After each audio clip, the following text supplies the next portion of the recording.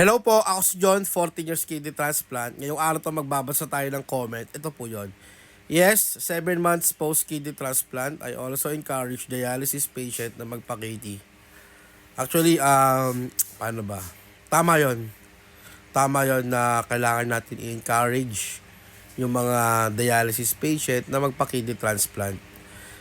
Sa way na ganyan, sa ganyang paraan, kahit papaano, makakatulong tayo sa mga nagdadialysis na may doubt.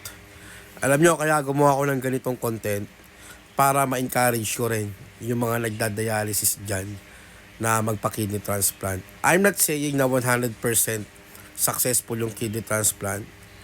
Pero 'di ba, wala namang masama kung susubok tayo. Marami naman nagiging successful yung kidney transplant. And halos lahat ng kilala ko nagiging successful yung kidney transplant. Meron once na re-reject during operation, pero hindi natin masasabi, di ba? Hindi natin masasabi. Ngayon, kaya gumawa ko ng ganitong content about kidney transplant, paano yung buhay ko bilang kidney transplant, para ma-encourage ko nga yung mga nagda-dialysis. Alam ko may mga dialysis patient na meron mga doubt about kidney transplant. Maybe naririnig nila sa mga kapwa nila dialysis patient. Maybe sinasabi ng ibang dialysis patient na wag ka na magpa-kidney transplant kasi mare-reject din naman. Wag ka na magpa-kidney transplant kasi mahal yung gastusin. Wag ka na magpa-kidney transplant kasi hindi ka makaka-survive. Yung mga ganong negative na mga sinasabi sa inyo, wag nyo pong papakinggan, di ba? Mas importante pa rin yung sasabihin mismo ng mga nakapalibot sa inyong mga kamag-anak, di ba? Pero may mga tao talagang ganun na ida-down ka nila, na magsasabi ng kahit anong negativity para at least, di ba, yung pulso mo na kidney transplant mababawasan. Hindi ko alam kung ano yung pinaka motibo nila kung bakit nila kailangan gawin yon. Pero hindi naman natin sila mapipilit, lalo na yung mga nagda-dialysis dyan. Hindi naman natin sila mapipilit na magpa-kidney transplant. Nasa kanya pa rin nila yun. Sila naman din nakakaalam, di ba?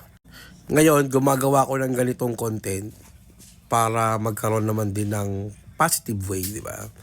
Hindi naman lahat ng naririnig nila sa mga kapwa nila dialysis patient puro negative lang din, di ba? Kaya gumawa ko ng ganitong content para matulungan ko rin kayo. Ngayon, pwede nyo silang pakinggan. Pwede nyo akong pakinggan para at least meron kayong idea kung ano yung buhay after kidney transplant. Basta, lagi nyo pong tatandaan, one at a time lang. Huwag kayong makikinig sa sasabihin ng ibang tao sa inyo na makakasira sa workup nyo, sa sa journey nyo para sa kidney transplant nyo, kasi hindi siya makakabuti para sa inyo. Hindi siya makakabuti sa workup nyo. Kailangan maging yung isip natin parang lahat puro positive, di ba? Huwag nating iisipin yung mangyayari kasi hindi naman natin alam din, di ba? Hindi natin alam kung anong mangyayari. Kaya tuloy lang din tayong mag-encourage sa mga kapwa natin dialysis patient dyan. Tayong mga kidney transplant, tulungan natin sila. Bigyan natin sila ng knowledge, bigyan natin sila ng encouragement para magpa-kidney transplant. Yun lang po, ingat palagi and God bless sa ating lahat.